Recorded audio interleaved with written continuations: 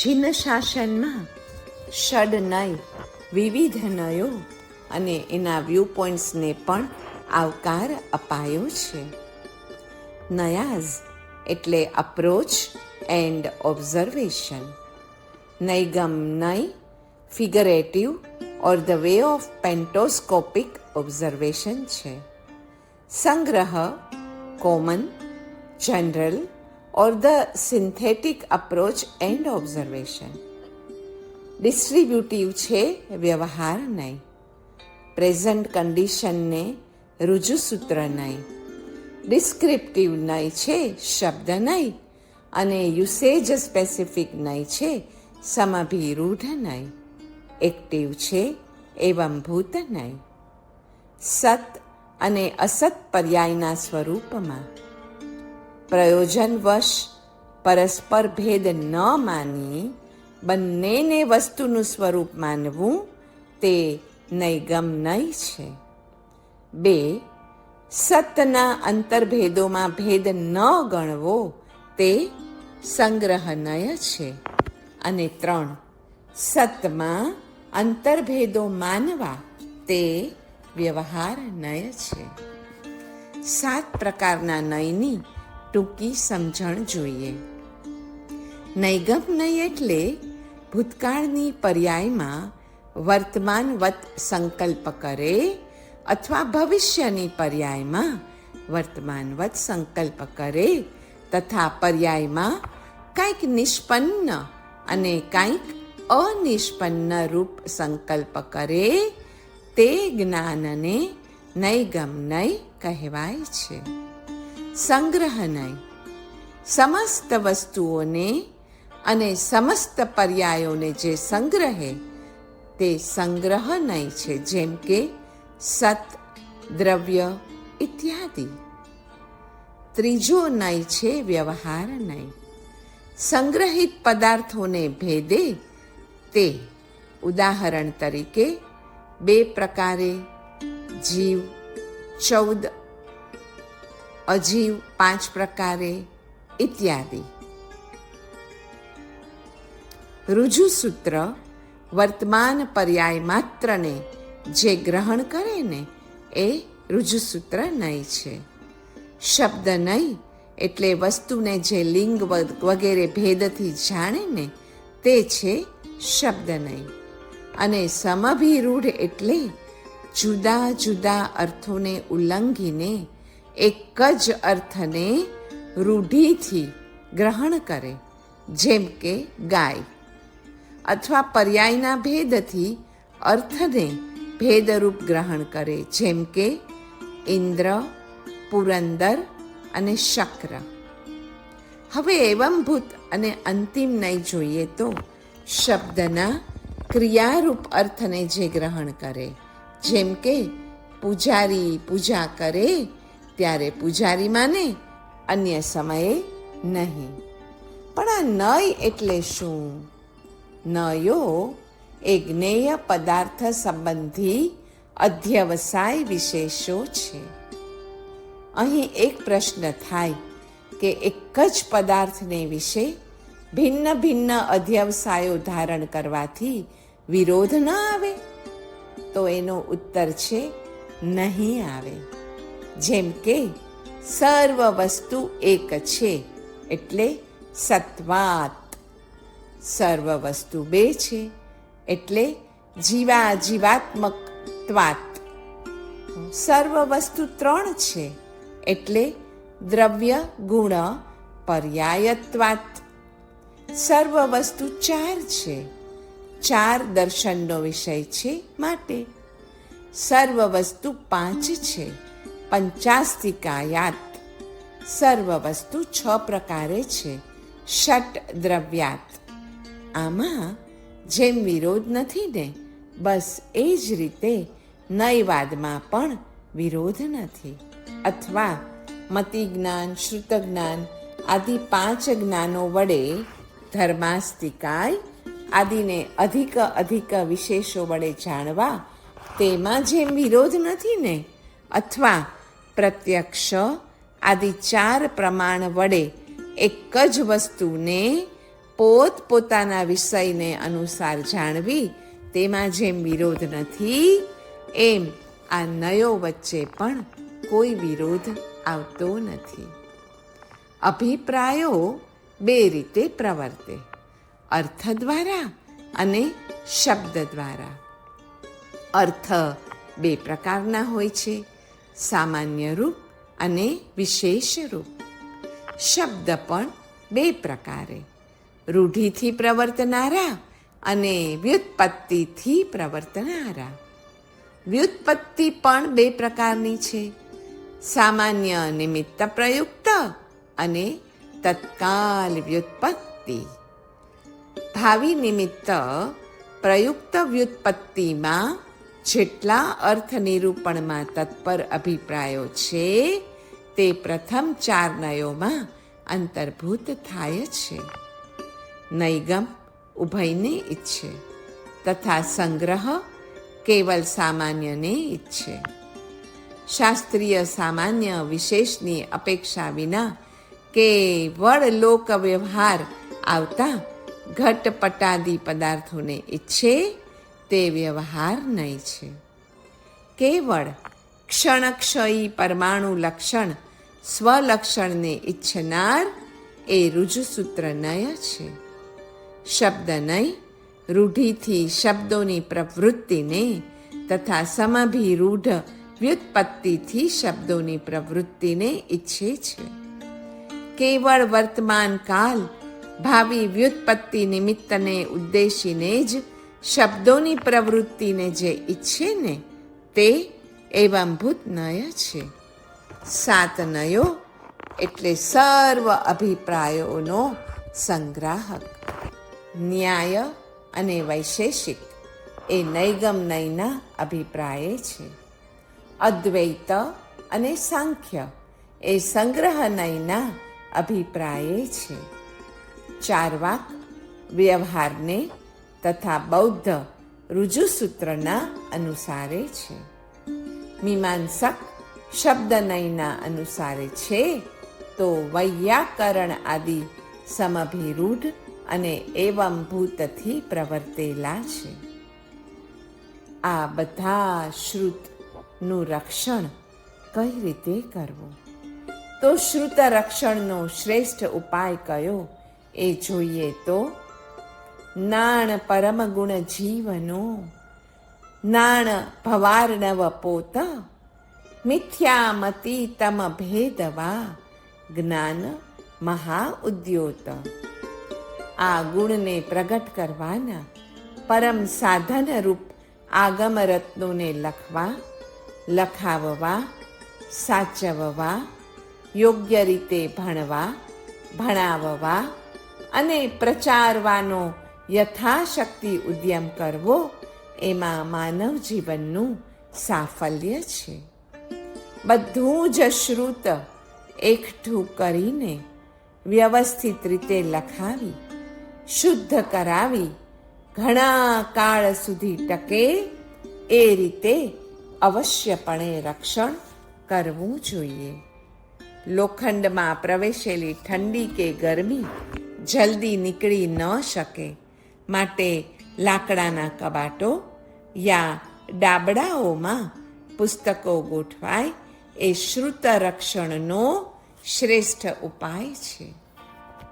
વર્તમાન જૈન આગમનું પ્રમાણ જોઈએ તો 45 આગમના મૂળ શ્લોક 1,00,000, નિર્યુક્તિના શ્લોક છે 5,000, ભાષ્યના શ્લોક ગણીએ તો આવે છે 27,000. ચૂર્ણીઓ બધી ભેગી કરીએ તો એના કુલ શ્લોક થાય છે 1,30,000. આમ કુલ શ્લોક થયા 2,62,000. હવે દરેક આગમની એક ટીકા લઈએ ને તો 3,25,000 એટલે પંચાંગીનું કુલ શ્લોક પ્રમાણ 6,00,000 શ્લોક પ્રમાણ થવા જાય છે. કલ્પસૂત્ર ઉપર નાની મોટી 30 ટીકાઓ મળે છે. તો ઉત્તરાધ્યયન સૂત્ર ઉપર 32 ટીકાઓ છે અને આચારાંગ, ભગવતી સૂત્ર, આવશ્યક સૂત્ર, 10 વૈકાલિક સૂત્ર ઉપર 2 તથા 3 ટીકાઓ છે. એ બધી જ ટીકાઓ સંગ્રહણીઓ, અવચૂર્ણીઓ વગેરે પંચાંગીને લગતું સંસ્કૃત તથા પ્રાકૃત સાહિત્ય જોઈએ તો બધું જ મળીને 12 થી 13 લાખ શ્લોક હાલ લભ્ય છે. અંતિમ તાત્પર્ય પામ્યા વિના શાસ્ત્રોનો કેવળ પાઠ કરવો તે તો માત્ર અને માત્ર મતાર્થિતા જ પોષે છે. જીવોની ગતિ આગતિના પ્રકારો, કર્મ ભેદના ભાંગાઓ વગેરેના વર્ણનો એ શાસ્ત્રનું અંતિમ તાત્પર્ય નથી જ. અંતિમ તાત્પર્ય તો રાગ, દ્વેષ, કષાય વગેરે સર્વ આંતરવૃત્તિઓનો વિજય મેળવવો એ જ છે. સુવિચારણા, આત્માર્થ દશા, નિશ્ચય તથા વ્યવહારનો સંબંધ, તેનું અંતર, સદવ્યવહારની સમજણ વગેરે શાસ્ત્ર ન્યાસનું ફળ છે. તેની પુષ્ટિ અર્થે આત્માને લગતા 6 પદોનું વર્ણન જોઈ લેવું. વૈશેષિક નય, ઇહાને પ્રયત્ન નામનો ગુણ, ધારણાને ભાવના સંસ્કાર ગુણ કહે છે, પણ જ્ઞાનથી પૃથક સ્વતંત્ર ગુણરૂપ નથી. વૈશેષિક નય એ જ્ઞાનનો સાધક તમ અંશ પ્રમાણ તથા પ્રમિત્યંશ ફળ છે. એ રીતે અવગ્રહ આદિ પ્રમાણરૂપ અને ફળરૂપ પણ વૈશેષિક નય છે. પૂર્વ જ્ઞાન પ્રમાણ અને ઉત્તરોત્તર જ્ઞાન ફળ છે. જૈન પ્રમાણ શાસ્ત્રની વિશેષતા જોઈએ તો 1 અનેકાંતવાદ, 2 પ્રત્યક્ષ પ્રમાણ અને પરોક્ષ પ્રમાણ એમ પ્રમાણના જ 2 વિભાગ, 3 પ્રત્યક્ષ તાત્વિક, ઇન્દ્રિય પ્રત્યક્ષ નહીં, આત્મ પ્રત્યક્ષ, 4 ઇન્દ્રિય વ્યાપારનો ક્રમ, અવગ્રહ આદિ, 5 પરોક્ષના પ્રકારમાંથી એક પણનો અનિન્કાર, વ્યવહાર ચલાવવાને સમર્થ, સ્મૃતિ પ્રત્યભિજ્ઞાનાદિમાંથી કોઈનું પણ ન માનવું એમ નહીં. તુલ્ય યુક્તિથી એકનો ઇનકાર કરવા છતાં બીજાનો પણ થઈ જતો ઇનકાર. 6 હેતુનું રૂપ એક જ તાત્વિક રૂપ, અન્યથાનુપપત્તિ. 7 અવયવોના પ્રયોગની વ્યવસ્થા 1 થી માંડીને 10 સુધી. 8 કથામાંથી જલ્પ વિતંડાદિનો અપલાપ. 9 જય તથા પરાજયની વ્યવસ્થા, સ્વપક્ષ અસિદ્ધિ.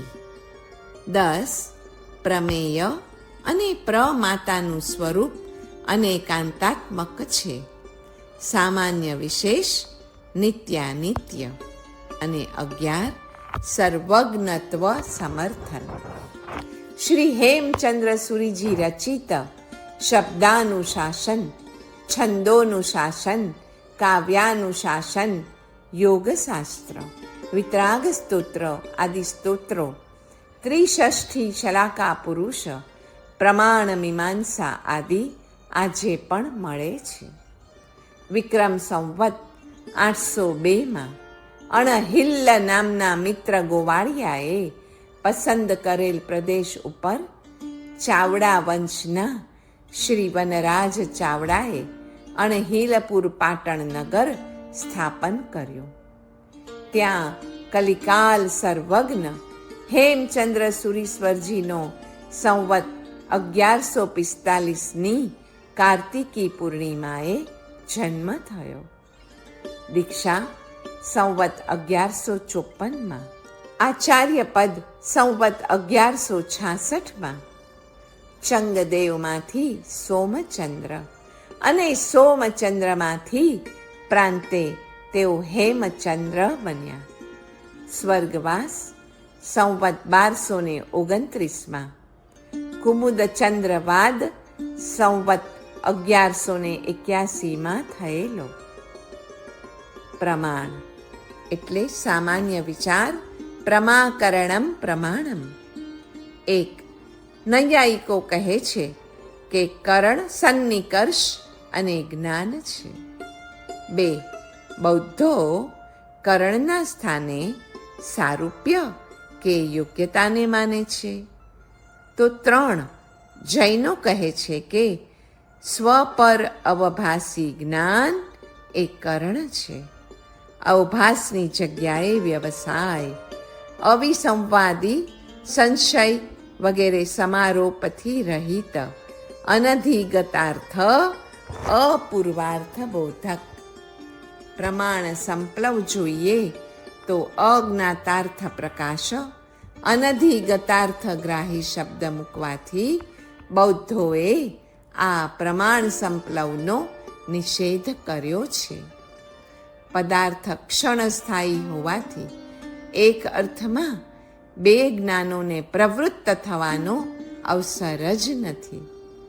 બૌદ્ધના મતે પદાર્થ જ્ઞાનમાં કારણ છે. પદાર્થ અને પ્રમેય એ બે પ્રકારના છે. વિશેષ એટલે સ્વલક્ષણ ક્ષણ અને સામાન્ય એટલે અન્યાપોહરૂપ. વિશેષનો જાણનાર પ્રત્યક્ષ જ્ઞાન તથા સામાન્યને જાણનાર અનુમાન આદિ વિકલ્પ જ્ઞાન. વિષય દ્વે વિધ્યથી પ્રમાણ દ્વે વિધ્ય છે. વિજાતીય પ્રમાણની જેમ સ્વનિયત વિષયથી ભિન્ન એવા પ્રમેયમાં પ્રવૃત્તિ નથી, તેમ સજાતીય પ્રમાણાંતરનો પણ સંપલવ થઈ શકતો નથી, કેમ કે દ્વિતીય ક્ષણમાં તો તે પદાર્થ એવો ને એવો રહેતો જ નથી. જૈનો પદાર્થને એકાંત ક્ષણિક પણ નથી માનતા અને વિષય દ્વૈવિધ્ય પણ નથી માનતા. જૈનો તેઓ સર્વ પ્રમાણોનો વિષય સામાન્ય વિશેષાત્મક અર્થ માને છે. જૈનોના મતે પ્રમાણ સંપલવની જરૂર અનિશ્ચિતાંશના નિશ્ચયમાં અને નિશ્ચિતાંતના વિશેષ ઉપયોગમાં છે, અથવા વસ્તુ અનંત ધર્મવાળી છે. અમુક જ્ઞાન દ્વારા વસ્તુના અમુક અંશોનો નિશ્ચય થવા છતાં પણ અગૃહિત અંશો જાણવા માટે પ્રમાણાંતરને અવકાશ છે. જ્ઞાનના સ્વ પર સંવેદનવાદ જોઈએ તો 1. મીમાંસક પરોક્ષ જ્ઞાનવાદ. 2. નૈયાયિક જ્ઞાનાંતર વૈદ્ય જ્ઞાનવાદ. 3. સાંખ્ય પ્રકૃતિ અને પર્યાયાત્મ જ્ઞાનનું પુરુષ વડે સંવેદન. 4. બૌદ્ધ સાકાર સ્વસંવેદન જ્ઞાનવાદ. 5. જૈન નિરાકાર સ્વસંવેદન જ્ઞાનવાદ. પ્રત્યક્ષના પણ 3 ભેદ કીધા છે. 1. ઇન્દ્રિય પ્રત્યક્ષ અર્થાત અવગ્રહ આદિ. 2. અનિન્દ્રિય પ્રત્યક્ષ અર્થાત સ્મૃતિ સંજ્ઞાદિ શબ્દ યોજના. અને 3. અતિન્દ્રિય પ્રત્યક્ષ અર્થાત કેવલ આદિ. પ્રત્યક્ષના લક્ષણ જોઈએ તો વિશેષ અધિક વિશેષ પ્રતિભાસ, સાકાર નિરાકાર નિર્વિકલ્પકનો નિરાશ કરવા, અંજસા પરમાર્થ રૂપથી વિશદ છે, સંવ્યવહાર રૂપથી નહીં. પ્રત્યક્ષના વિષયભૂત દ્રશ્ય સ્વલક્ષણ, વિકલ્પના વિષયભૂત વિકલ્પ્ય સામાન્ય, આરોપરૂપ એકત્વ અધ્યાસ કરીને પ્રવૃત્તિ કરવાથી સ્વલક્ષણ જ પ્રાપ્ત થાય છે. વિકલ્પ જ્ઞાન સ્વયં તો વિશદ નથી, પણ સમવ્યવહારથી એ જરૂર વિશદ છે. પ્રત્યક્ષની ઉત્પત્તિનો ક્રમ જોઈએ તો 1. સન્નિકર્ષ, ઇન્દ્રિય અને અર્થનો યોગ્ય દેશાવસ્થાન રૂપ સંબંધ. 2. નિર્વિકલ્પક, સામાન્ય અવલોકન. 3. સવિકલ્પ જ્ઞાન, અવગ્રહ. 4. વિશેષ જિજ્ઞાસા, તે ઇહા. 5. વિશેષ નિશ્ચય, તે અવાય. અને 6. સંસ્કાર, તે ધારણા. મુખ્ય પ્રત્યક્ષ જોઈએ તો ઇન્દ્રિય અને મનની સહાય વિના, પછી વ્યવસાયાત્મક, એ પછી સમસ્ત પદાર્થોને વિષ કરનાર, અક્રમ અવ્યવહિત અલૌકિક, વિશદ સત્ય અને અસાધારણ. જૈનો તો પહેલેથી જ ત્રિકાલ અને ત્રિલોકવર્તી સમસ્ત જ્ઞેયોનું પ્રત્યક્ષ દર્શન સ્વરૂપ સર્વજ્ઞપણું માને છે. જે એગે જાણઈ સે સવ્વમ જાણઈ. વિશ્વ સ્વરૂપ વિષયક માન્યતા જોઈએ તો કેવલ નિત્યવાદ એ વેદાંતી, અનિત્યત્વ આભાસિક. કેવલ અનિત્યવાદ બૌદ્ધ, પરિણામી નિત્યવાદ સાંખ્યયોગ, ચેતન ભિન્ન જગત આદિ. નિત્યાનિત્ય ઉભયવાદ ન્યાય તથા વૈશેષિક. કેટલાક પદાર્થ નિત્ય તો કેટલાક પદાર્થ અનિત્ય. 5. નિત્યાનિત્યાત્મકવાદ એ છે જૈન દર્શન. સત્વની વ્યાખ્યાઓ જોઈએ તો સત્તાયોગ રૂપ સત્વ એ ન્યાય, પ્રમાણ વિષયત્વ રૂપ સત્વ એ સાંખ્ય, અર્થક્રિયાકારિત્વ રૂપ સત્વ એ બૌદ્ધ, ત્રિકાલાબાધિત્વ રૂપ સત્વ એ જૈન અને દ્રવ્ય પર્યાય રૂપ સત્વ એ વેદાંતી છે.